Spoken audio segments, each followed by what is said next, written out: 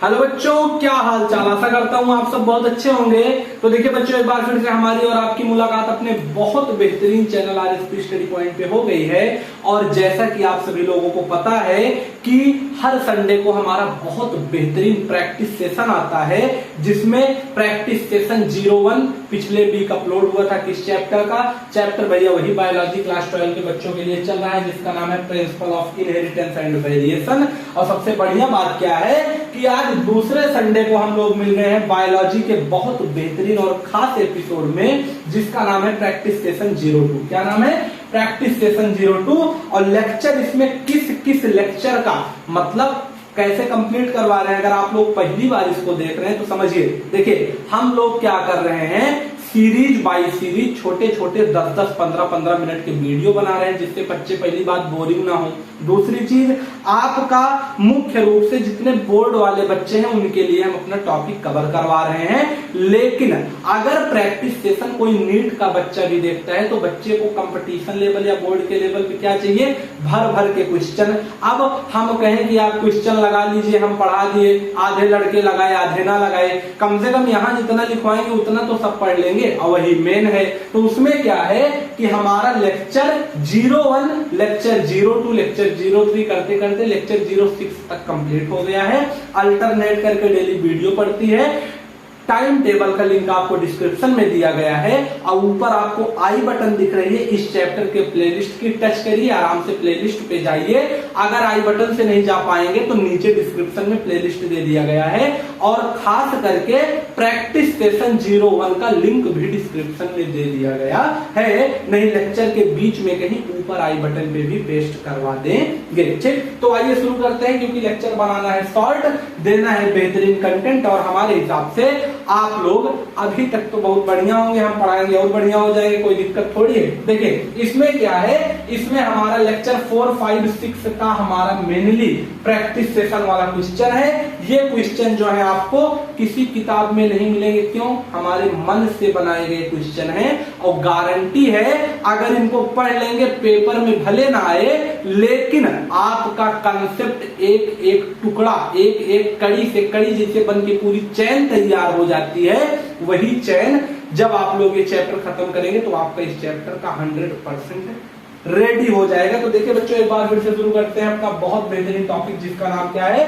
Practice session 02 from principle of inheritance and variation. अब देखिए पहला क्वेश्चन क्या है, जैसे जैसे लेक्चर लिखा है 4, 5, 6 वैसे वैसे क्वेश्चन उठाए हैं। इसके बाद अगर जरूरत पड़ेगी तो एक स्लाइड और बनवाएंगे। ठीक, देखिए पहला क्वेश्चन है, how many traits are choose by Mendel in cross. देखिए मेंडल चर्चा करवाए थे क्रॉस, सबको पता है, लेक्चर 04, लेक्चर 05 में भी बताया गया है मेंडल का क्रॉस। मेंडल के क्रॉस में उन्होंने कितने ट्रेट लिए थे? क्या पूछ रहा है? How many trait, how many trait Mendel द्वारा कितने ट्रेट को चूज किया गया था उनके क्रॉस में। देखिए कैरेक्टर और ट्रेट दो चीज होता है। मेंडल ने टोटल देखिए कितना है इसमें, पहले इसका देख लेते हैं एक बार। क्या इसका मतलब ऑप्शन वो जो है 7 ट्रेट, 14 ट्रेट, 21 ट्रेट या 28 ट्रेट। अब देखिए इसका ऑप्शन बढ़िया से क्या होगा, हमको पता है मेंडल सर ने 7 कैरेक्टर लिए थे। जितना कैरेक्टर था हर कैरेक्टर का उन्होंने 2 ट्रेट दिया था। तो अगर 7 कैरेक्टर है तो ट्रेट कितना होगा? 7 हर का 1, मतलब हर एक कैरेक्टर का 2 ट्रेट। तो 7 का 7 into 2 मतलब 14 ट्रेट। ऐसे ही बुद्धि लगाएंगे आंसर आ जाएगा। लेक्चर हुआ देखेंगे और आसान हो जाएगा। तो पहले का सही ऑप्शन होगा 14। ठीक, दूसरा देखिए, which of the following trait is dominant. इसमें कह रहा है कौन सा फॉलोइंग ट्रेट डोमिनेंट है, अपने आप को बेहतर दिखा पाता है। तो इसका टेबल भैया पूरा टेबल ओबल कंप्लीट है। 7 डोमिनेंट ट्रेट, 7 रिसेसिव ट्रेट, उसी से क्वेश्चन आएगा। हर साल आता है, बोर्ड हो, नीट हो, एम्स हो, केवीपीवाई कोई एग्जाम हो, हर जगह आता है। तो white flower, terminal position, round seed या ग्रीन कलर। अगर आप लोगों को आंसर पता है इसका ऑप्शन, वीडियो को पॉज करें, आराम से टिक लगाएं या मन में सोचें। नहीं तो देखिए इसमें क्या है, white flower recessive, terminal position recessive, green colour recessive. तो सही क्या है? Round seed. क्या है? Round seed. क्या है? Round seed. उसके बाद देखिए बच्चों, उसके बाद क्या है, थर्ड वाला जो हमारा है वो क्या होगा?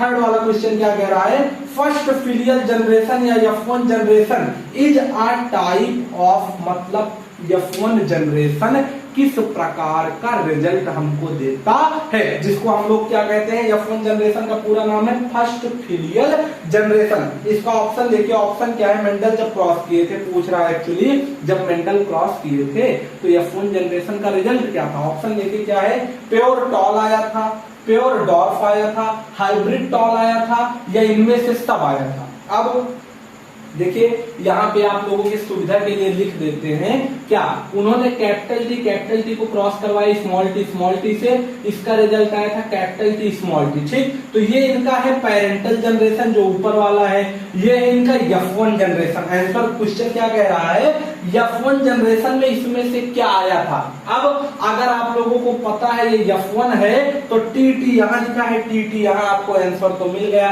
लेकिन इसको समझेंगे कैसे। अगर कहे प्योर टॉल है, प्योर डॉर्फ है, हाइब्रिड टॉल है, या ऑल ऑफ दीज है, तो देखिए जब दोनों टी कैपिटल है तो उसे प्योर टॉल कहेंगे, दोनों टी स्मॉल है तो उसे प्योर डॉर्फ या प्योर शॉर्ट कहेंगे। अगर एक कैपिटल एक स्मॉल है तो क्या होगा, हाइब्रिड टॉल। और यही वाला जो हमारा ऑप्शन है ये इस क्वेश्चन का सही आंसर हो जाएगा। ठीक, क्लियर। अब देखिए अगला, selfing is result of which generation. बहुत तगड़ा क्वेश्चन, बहुत बेहतरीन क्वेश्चन। सेल्फिंग किस जनरेशन का रिजल्ट है, selfing is a result of which generation. कितने जनरेशन होते हैं, लेक्चर देखिए सब क्लियर होगा, जो बच्चे देखें तुरंत बताएंगे। देखिए टीटी मतलब ये क्या है, पहला वाला, इसको हम लोग कहते हैं P1 जनरेशन पेरेंटल, ये F1। अब जब ये कभी इसकी शादी होगी, ये कैपिटल टी स्मॉल टी से क्या करेगा, रिप्रोडक्शन, तो इसके 4 बच्चे होंगे, क्या होंगे, 4 बच्चे होंगे इसके तरह। अब वही पूछ रहा है कि F2 जनरेशन में मतलब सेल्फिंग कब होती है, तो इन दोनों का क्रॉस हुआ तो ये आया। लेकिन जब ये देखिए इसमें कैपिटल टी स्मॉल टी, इन दोनों को कहेंगे क्रॉस। क्या कहेंगे, क्रॉस, क्योंकि ये दोनों, ये कैपिटल है स्मॉल है, इसमें क्रॉस होगा। लेकिन जब ये भी कैपिटल टी स्मॉल टी, ये भी कैपिटल टी स्मॉल टी, इसे हम लोग कहेंगे सेल्फिंग। मतलब इनके जो ये 4 बच्चे हुए हैं ये सेल्फिंग के रिजल्ट होंगे। और ये किस जनरेशन में है, अगर ये P1 या F1 तो ये क्या होगा, ये होगा F2। क्या होगा, F2।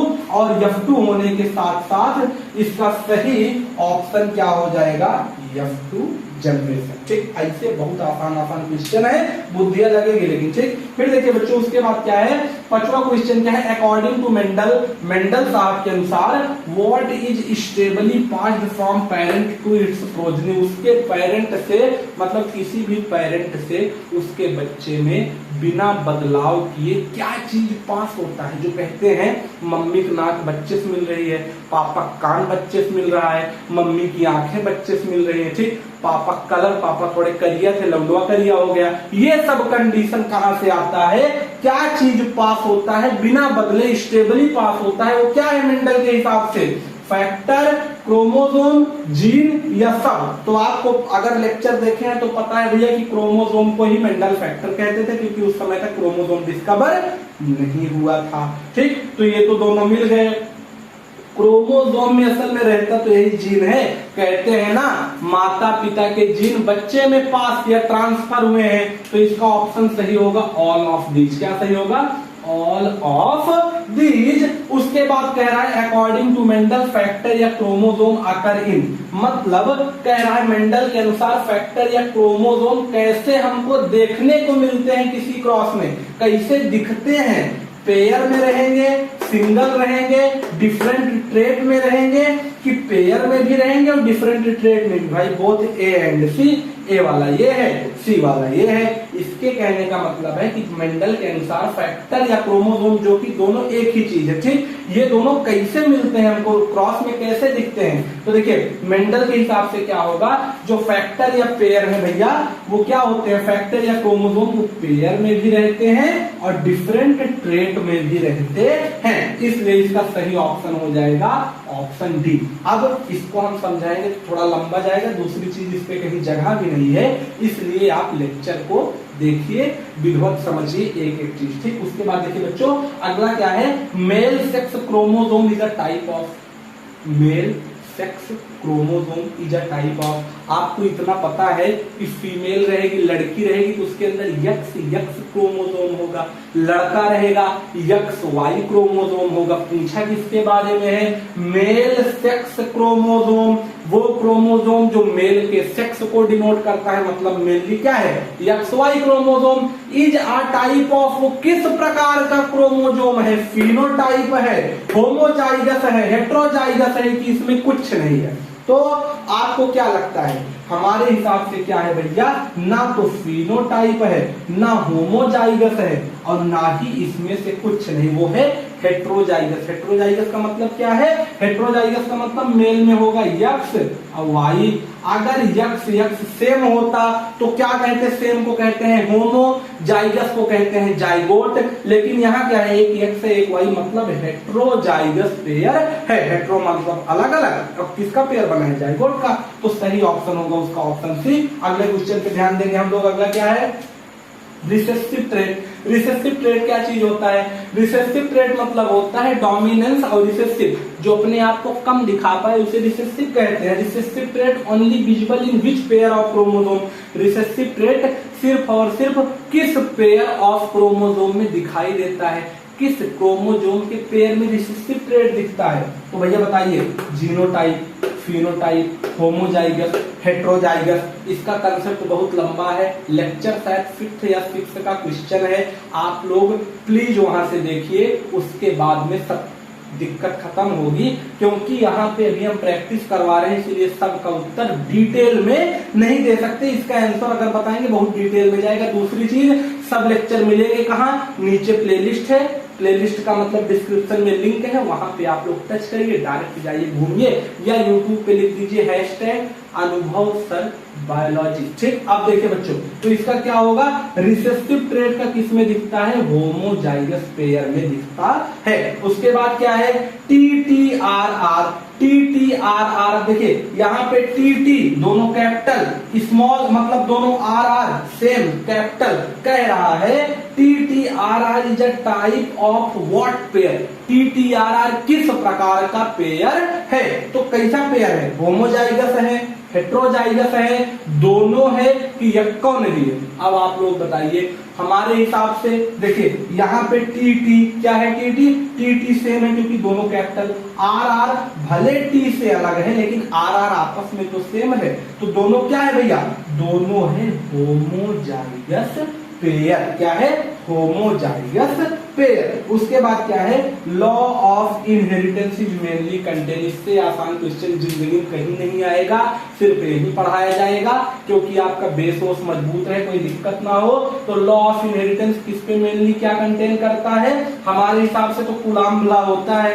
आप लोगों के हिसाब से क्या होना चाहिए, होना चाहिए लॉ ऑफ डोमिनेंस और लॉ ऑफ सिग्रीगेशन। मतलब सही ऑप्शन क्या होगा, बोथ A एंड B। ठीक, तो यहां तक हमारा क्वेश्चन प्रैक्टिस है। हमारे हिसाब से दूसरे स्लाइड की जरूरत नहीं है। दूसरी चीज, हमारे हिसाब से 12-13 मिनट की वीडियो भी हो गई है। और एक चीज जरूरी ये है कि इसके बाद में मान लीजिए कुछ क्वेश्चन जो बचे हैं नेक्स्ट स्लाइड के, उसको हम जब प्रैक्टिस सेशन 03 लाएंगे तो उसमें कवर करवा देंगे। आपका बहुत ज्यादा बेसिक क्वेश्चन लाए हैं, लेकिन इंपॉर्टेंट है कि क्वेश्चन में दम है। अगर बुद्धि लगाएंगे तभी सॉल्व होगा, नहीं हो नहीं सकता। तो इसी तरह के प्रैक्टिस सेशन देखने के लिए चैनल को पहले सब्सक्राइब करें, क्योंकि हर प्रैक्टिस सेशन का आपको नोटिफिकेशन मिल सके। इसी चैनल पे फिजिक्स और BSc सेकेंड ईयर का सिलेबस भी पैरेलली चल रहा है। कंप्यूटर साइंस का BSc सेकेंड सेमेस्टर में है, दोनों का लिंक डिस्क्रिप्शन में है, और ऊपर देखिए आई बटन दिख रहा है। तो आपसे मिलेंगे इसी तरह के बेहतरीन नेक्स्ट लेक्चर में। तब तक के लिए ओके बाय।